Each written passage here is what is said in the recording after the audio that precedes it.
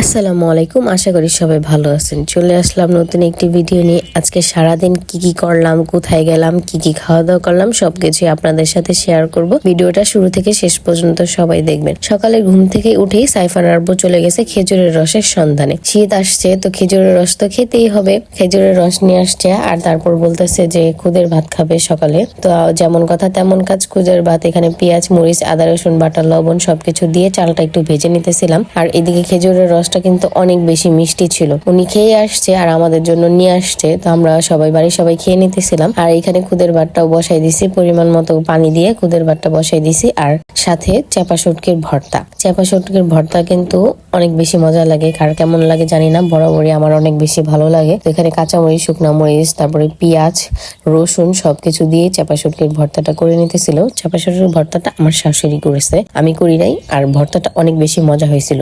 খুদের ভাতটা অনেক বেশি ঝরঝর হয়েছিল। দুপুরবেলা বলতেছে যে সে আজকে চিতই পিঠা খাবে গুস্ত দিয়ে। তো মুরগির গুস্ত রান্না হয়েছিল আলু দিয়ে, আর চিতই পিঠা বানানো হয়েছিল। খাওয়া দাওয়া শেষ করে আর ভাত খাইনি আমরা। খাওয়া দাওয়া শেষ করেই গাছে বড়ই ধরছিল বেশ। তারপর বলতেছিলাম যে বড়ই পেড়া দাও, তারপর এরকম সে বড়ই ঝাঁকি দিতেছিল, আমি এরকম কুড়াইতেছিলাম। ছোট একটা গাছে অনেক বেশি বড়ই ধরছিল, আর বড়িগুলো খেতে অনেক বেশি মজা। যাই হোক, তারপরে একটু রেস্ট নিয়ে আমরা বেরিয়ে পড়ছি ঘুরতে। এই যে আমার বাচ্চাটা, ওর মাত্র 9 মাস, ও বাবার সাথে হুন্ডায় চড়বে আর শুধু ঘুরতে চায়। কি সুন্দর সামনে বৈশা রয়েছে হুন্ডায়, একটু লড়াচড়া নাই, কিছু নাই। আর আমি একা একা পিছে বসেছিলাম। যাই হোক, পরে একটু ঘুরতে বেরিয়েছিলাম এই ফুলের ওখানে, এটার নাম যেন কি আমার সঠিক মনে নাই। যাই হোক, তারপরে কতগুলো ফুল কিনে দিয়েছিল।